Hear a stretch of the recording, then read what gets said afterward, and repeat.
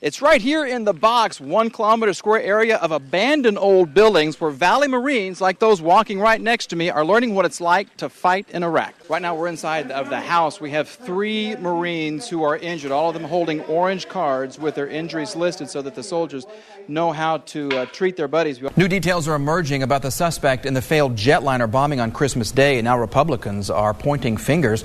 CBS Atlanta's Joel Brown reports. At noon, Northside Church employees arrived at work this morning to find a very unsettling sight. Take a look at this. Someone broke in and stole the church's safe. Morning police are desperately searching for a man they believe tried to buy a 5-year-old boy online. Come back and take a look at this guy. This is the guy police are looking for, 56-year-old Patrick Molesty. New developments in the nasty battle over health care reform. President Obama will sign the landmark overhaul bill into law this morning. Watch where you click online today. The Norton Antivirus Company just released its list of the riskiest cities for online crime.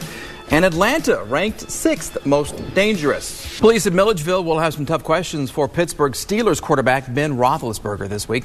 They're investigating sexual assault charges. A 20-year-old college student says that Roethlisberger assaulted her at a nightclub early Friday morning. We begin with some breaking news in DeKalb County. SWAT teams are outside of a home on Casa Drive and Mill Avenue in Clarkston. CBS Atlanta Sky Eye flew over the scene as agents approached the home. You can see right there. Police say it all started when they tried to serve a warrant at the home this morning. New today at 4. Imagine you go to the sink, you turn on your tap, and nothing. Yeah, well, fortunately, the state of Georgia has a game plan to make sure that it just doesn't happen.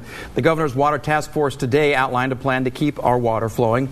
Let's talk about it. CBS Atlanta's Renee Starzik has more on what the plan means to you. It's nice outside as long as you're inside. Yeah, it's kind of chilly out there. Let's go ahead and check it out. Meteorologist Jennifer Valdez is in the Storm Tracker Weather Center with more on this. Jennifer. Yeah, it's pretty. Could you imagine the presents under their Christmas tree? Oh my just gosh, you just have to have a room dedicated.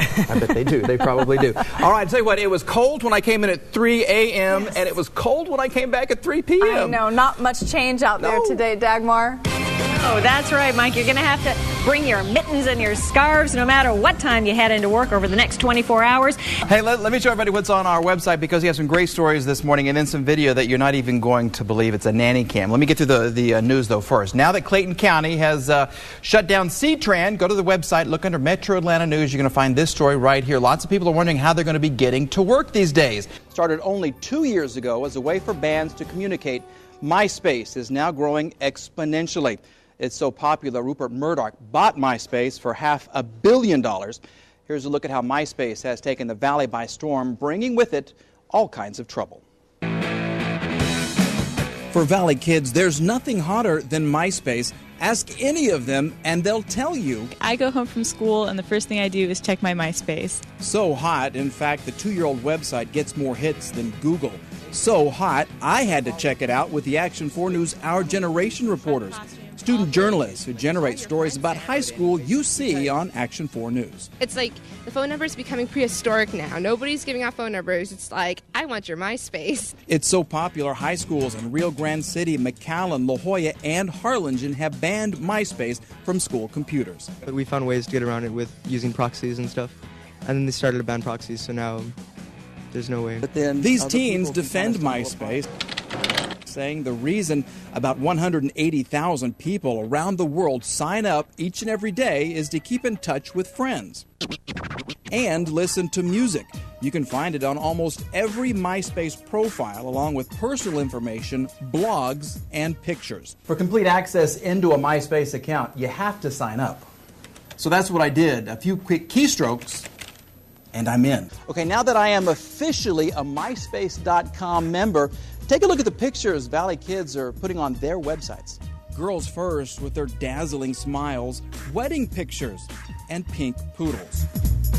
For the boys, there's money, cars and trucks, San Juan football, and some guy who lives in a trailer down by the river. But that's not all. There's another side to MySpace, a dark side filled with cleavage and close-ups, submission, disturbing pictures, and guns. Then there's the sex. You're so sexy. Page after page of revealing photos taken with camera phones pointed at mirrors. Skin is in on MySpace. It's very easy access for pedophiles to go on there, click on a picture, or they see somebody they're interested in and start the communication with them. That's the bad part. Joe Rodriguez is a specially trained investigator with the McAllen Police Department Internet Crimes Unit. He sees 2 or 3 pedophile cases a month. He knows about MySpace, and he's worried. A lot more the pedophile type of cases, solicitation of a minor, child pornography. We've been seeing more and more. You don't have to go too far to see how dangerous predators can be. This man was arrested near Houston for sending a sexually explicit email and having sex with a 14-year-old girl. 1 week later, League City Police arrested 26-year-old Jeffrey Peters, who admitted to having sex with a teen he met on MySpace. And these aren't isolated cases. The Center for Missing and Exploited Children reports more than 1,200 cases of adults using the internet to hunt for children in 2005. And it hasn't stopped in 2006. Do you know of anybody who has received kind of strange emails?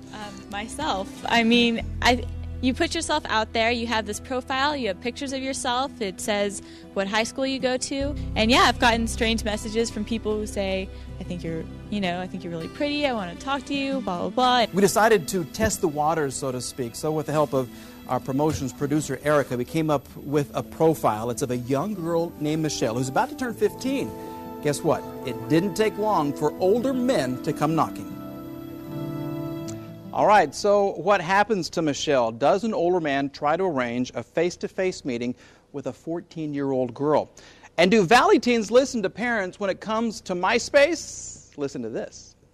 So my parents do know what happens on MySpace, and they frown upon it. They ask me so many times to stop going on MySpace, but I go it anyways. Well, tomorrow night, find out why MySpace is so appealing to teenagers and what they're looking for when they log on. Is it friendship, pen pals, or is it sex? Also discover how MySpace is responding.